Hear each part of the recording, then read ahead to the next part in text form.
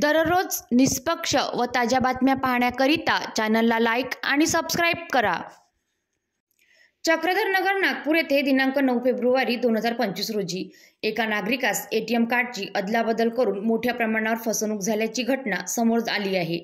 तक्रारदार रात्री 9 ते 10 दरम्यान संजुबा शाळेजवळील बँक ऑफ महाराष्ट्रच्या एटीएम मध्ये पैसे काढण्यासाठी गेले होते। त्यावेळी तेथे उपस्थित 25 ते 30 वर्ष वयोगटातील एका अनोळखी तरुणाने मदतीच्या बहाण्याने तक्रारदार यांचे एटीएम बदलले आणि तेथून निघून गेला।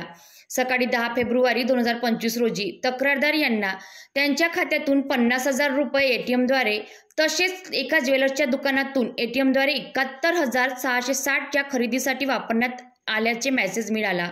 या प्रकारामुळे एकूण 1,21,660 ची फसवणूक झाल्याचे समोर आले।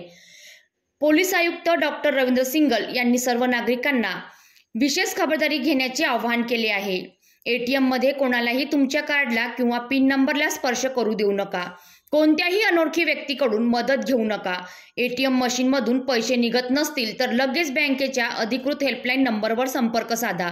एटीएम कार्ड बदलून घेताना कार्डवरील तुमचे नाव आणि शेवटचे 4 आकडे तपासा। मोबाईलवर येणाऱ्या बँकेच्या व्यवहारासंबंधी संदेशाकडे दुर्लक्ष करू नका। संशयास्पद व्यक्ती आढळल्यास त्वरित पोलिसांशी संपर्क साधा।